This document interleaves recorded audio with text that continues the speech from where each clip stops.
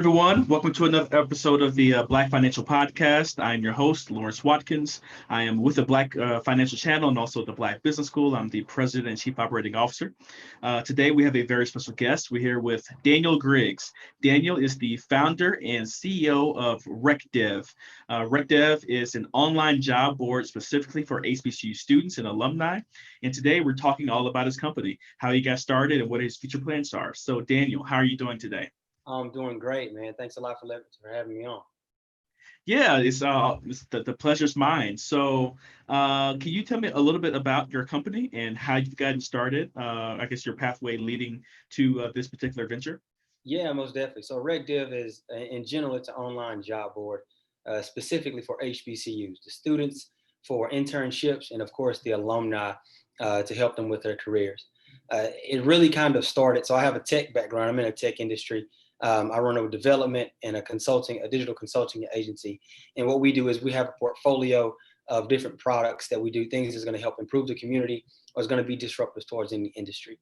And so RecDev kind of came along from a few different events.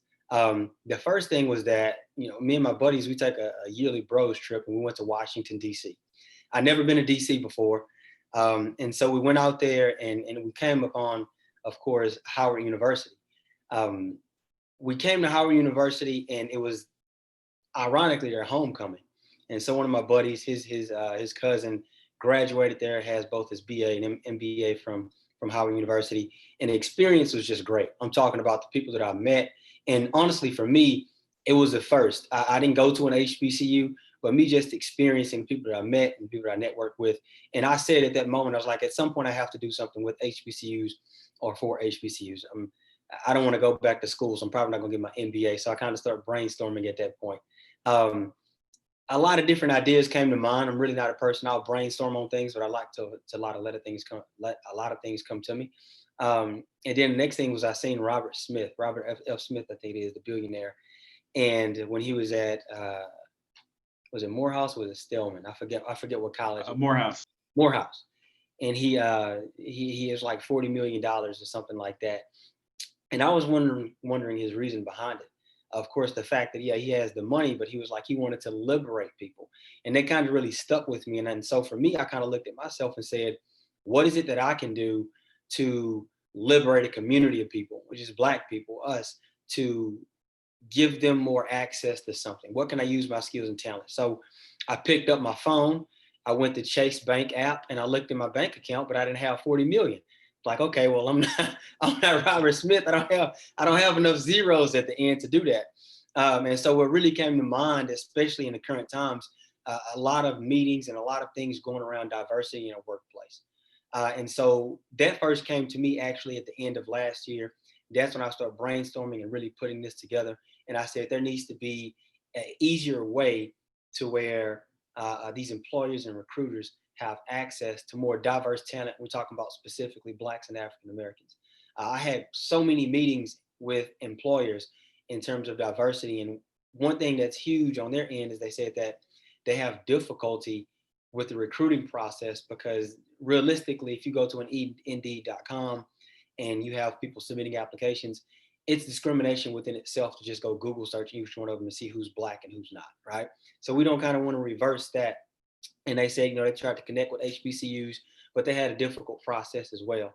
And so that's when RecDev really came to mind. And I said, well, we need an online job board that's going to be specifically for HBCUs. Does every Black or African American go to an HBCU? No, but majority of them do. And they present something from a diversity standpoint that's even more than just skin color. They create a different experience, a different thought process, and different perspective. And it's proven that when you have more diversity in your workplace, it increases your productivity and your innovation by like 33%.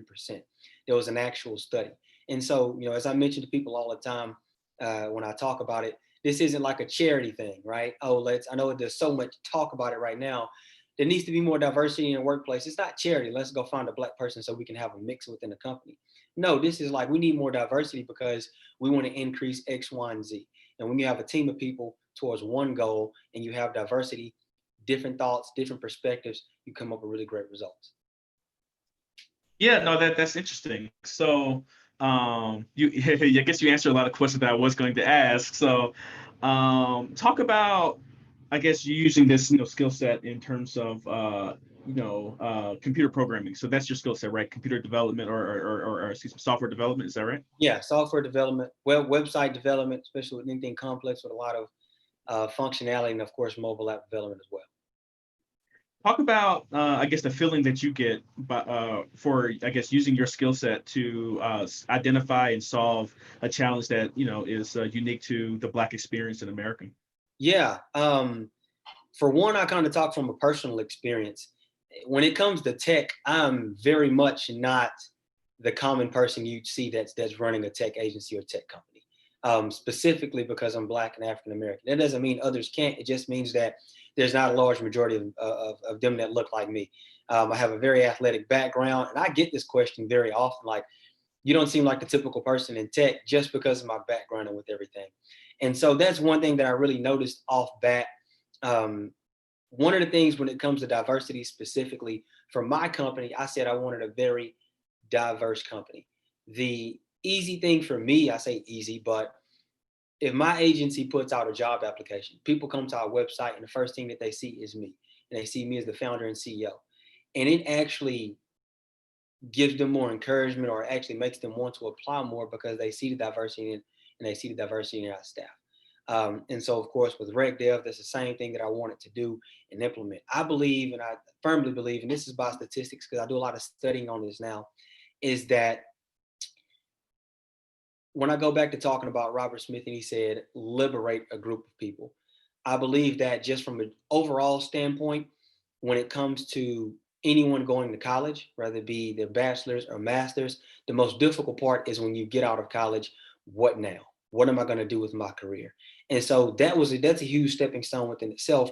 But then you look at statistics and you're talking about, the type of holdback and prejudice in specific industries from Blacks being able to get in and do certain things, rather be engineering, STEM, math, things like that. There's statistics that show that there's pushback with that. And so for me to be able to help and be able to liberate the Black community, I feel that RecDev is going to be something huge from a tech standpoint that's going to be able to help people get those internships, and those internships are huge with actually propelling your career. Yeah, so let's talk about your relationships with these companies and your meetings. You mentioned, I guess, the discrimination argument in terms of, you can't, if you're an employer, you can't really just be Googling people and Yeah. making decisions based off race, that type of thing. And yet, many of these corporations for generations have been recruiting at HBCU specifically because they want to increase, I guess, the diversity in their companies. So can you go a little bit deeper in terms of your insights with these employees and the people who are hiring, and what they're actually saying and feeling, especially after what's been happening in the United States for the last few months? Yeah. So the first thing I'll to give a little bit more context, these are coming from both small businesses, medium to large, and even Fortune companies, from recruiters I spoke with and employers directly. The first thing is that, I guess you can say, to give them the benefit of the doubt in some kind of way, is that many of them just didn't pay attention to it. They may have seen it, they may have thought about it from seeing something, but of course, until now, these present times, they just didn't pay attention to it. And so when you look at their staff, they typically recruit people that are within a culture, which would be look like, et cetera, of the rest of the staff. It wasn't a very purposeful thing in terms of like, we're not going to recruit any Blacks or any other type of diversity. It was just like, this is typically what we hire. Or one of the things that I heard before was that we don't look at race, we don't look at gender, we just hire whoever's the best. And then someone came on and she understands everything about intentional recruiting. And she said that you say that, but to actually recruit and create a specific diverse culture within your company, it has to be intentional. You can't just throw something out on Indeed and say, oh, we're going to get the best talent that's diverse enough for us. So that's one thing. There wasn't enough intentional thought and intentional processes with it. I also spoke with someone, this man, he's actually a Black business owner, and he's in the Austin area. He owns a tech company as well. And he was hiring on 2 more people. He has a very diverse company, just as me. And he reached out directly to HBCUs And he just told me, he said, I had hell just trying to get the talent that I wanted, like in a quick enough time frame. Like I need to hire someone within 30 days. And so I don't have time to make too many phone calls, or my recruiting manager to make too many phone calls just to find this talent. So those two things, which is, the difficulty finding the talent, and then also really not even paying attention to it. I can't say that I've had actual conversations with people that said, no, we weren't going to recruit diversity or Black people or anything like that. But from the majority of the conversations that I had, which are very reputable companies and people, they were saying like, we have difficulty with recruiting, specifically to go and recruit Blacks, because they will go to HBCUs. And one thing I'll kind of mention as well is that I found this out with HBCUs. You also have to be connected. You can't just run in there and be like, hey, we're looking to recruit X, Y, and Z. You have to have some kind of connections, because that's what makes them unique. It is its own whole community and environment.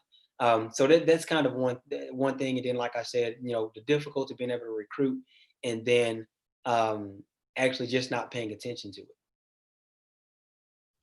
Yeah, so I mean that makes a lot of sense. And first, I want to ask, you identify some of the problems that the employees are having. I want to ask a follow-up question in terms of specifically how is RecDev solving those particular problems, and then I want to go a little bit deeper on the other side of the equation in regards to attracting students and some of the main challenges and benefit and I guess wins that you've experienced on that side as well.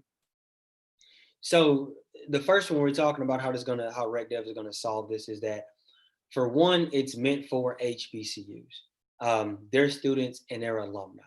It's specifically for them. We're talking about a monetized software that's specifically for you. We make connections with these HBCUs, emailing. I'm speaking to them on the phone, giving them more information about it. It's not general like, hey, this is this software online job board. Tell your students and alumni to get on. I'm speaking to the career development, career services. If there's any presidents that I speak to as well, I give them more information about it and let them know the specific details. Outside of it just being a job board, there's already plans, that things that's actually set, that will release, to where we have tips and we have different people that are come on and give information and advice to specifically for students, how to get internships, what type of internships you need to look for, what are going to be some of the good internships to take, whether it be free or rather it be paid, just to help them throughout their career, throughout that process. One example I'll give is that I was speaking to a guy that's an engineer, and he was saying as he was going through college, if he wouldn't have got an internship, he don't know if he would have still majored in it, just because he never would have had that hands-on experience. So that's why I really push internships a lot. In terms of employers, it's really the exact same thing with employers. We talk to many of them, of course, first to really get an understanding of their recruiting habits, the difficulty that they're having recruiting diversity, specifically when we're talking about African Americans and Blacks. And then we help them understand how this actual software and system is the solution to that, right? I mean, HBCUs are predominantly Black and African American, and then there's other, you have your Latinx, and then you have, of course, there's some whites as well. But the thing is that the culture that it creates and that you're going to get within your workplace is going to be completely different than majority of anyone else that you have there. This is statistic that I looked up, and on a website we had a blog about it that was just saying that HBCUs, kids that graduate from HBCUs are actually better prepared for life and in the workplace than most other colleges. And the reason being is because, as I mentioned earlier, it's its own community, it's its own environment. It's one of those things to where, regardless how big it is, majority everyone knows everyone, and so people connect. They're a lot more social and things like that. So when you're talking about how is this solution to problems on both ends for the employers, it gives them direct access to be able to recruit diversity. We're specifically talking about African Americans and Blacks. On HBCU students and alumni, this is direct access and a resource to get in front of employers without any pushback or any type of prejudice or anything else like that. Wonderful. So everyone, I've been here with Daniel Griggs. Daniel is the founder and CEO of RecDev. RecDev is an online job board specifically for HBCU students and alumni. You can find out more about his company at recdev.com RecDiv.com. That's RecDiv.com. That's RecDev. And today we were talking all about his business and how he is supporting HBCUs and also helping to, I guess, increase diversity with corporations, big and small, around America as well. If you like this interview, please press the thumbs up button. Please make sure that you share and subscribe to the Black Financial channel if you would like to receive more financial content like the content that we're producing today here with Daniel. So Daniel, if people want to use your service, how can they go about doing so?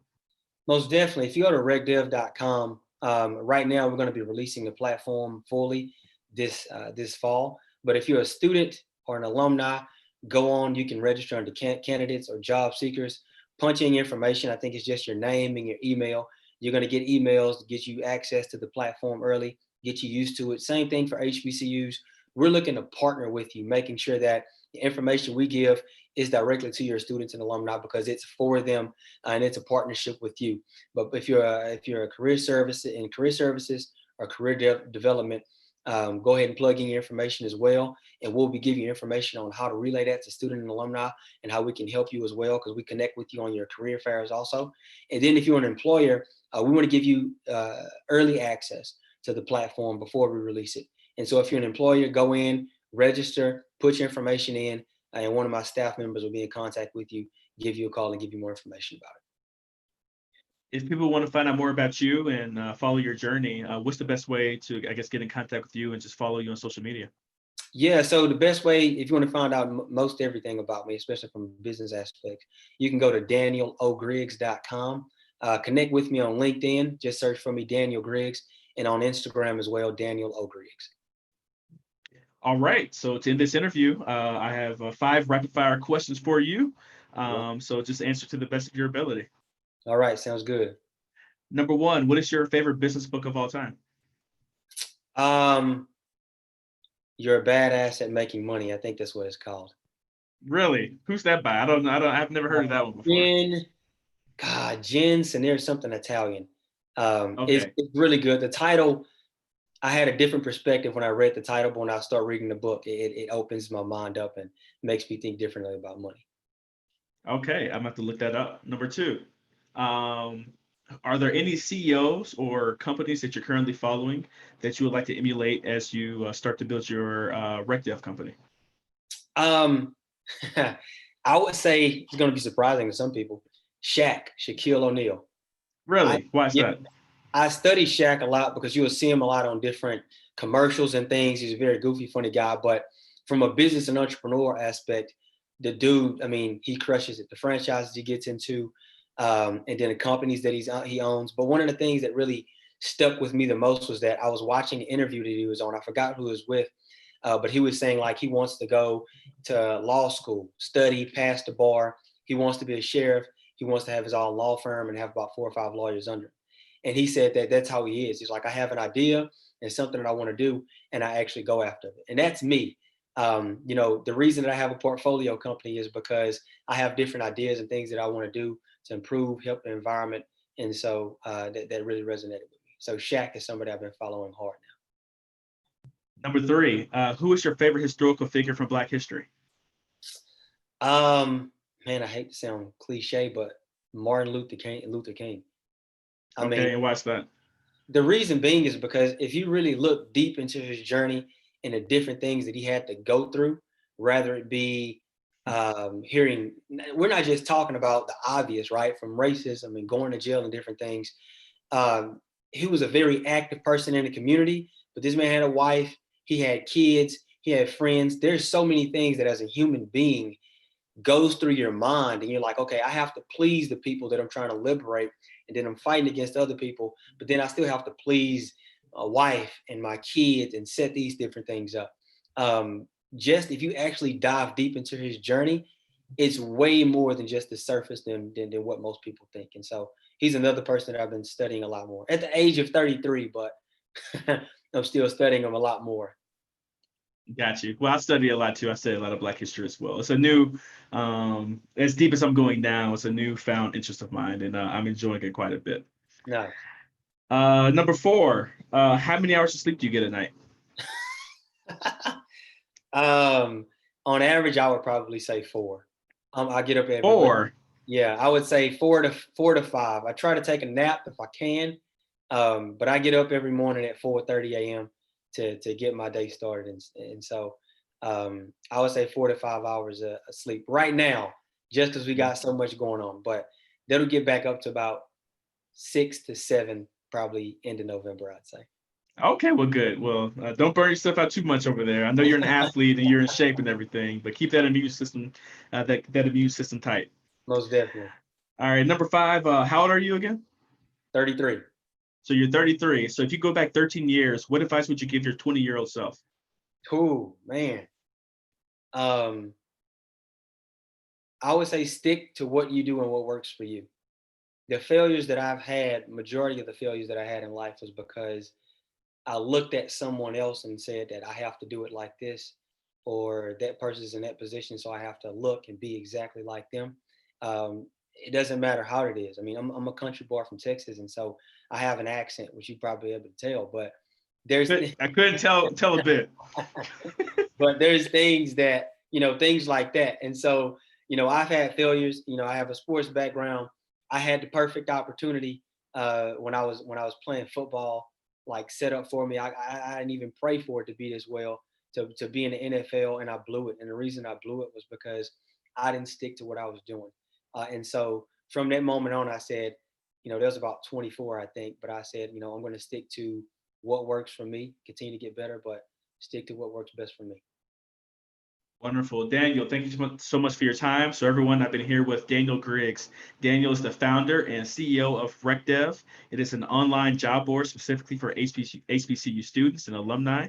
You can find out more about his business at recdiv.com, recdiv.com. That's recdiv.com. And today we've been talking about his entrepreneurial journey and the upcoming success and the expansion of RecDev moving forward. So if you like this video, please go ahead and press the thumbs up button. Please make sure you share and subscribe to the Black Financial Channel if you'd like to receive more financial content like the content that we've been producing today here with Daniel. So on behalf of Daniel Griggs, my name is Lawrence Watkins. You all take care, be blessed, and have a wonderful day. Bye-bye.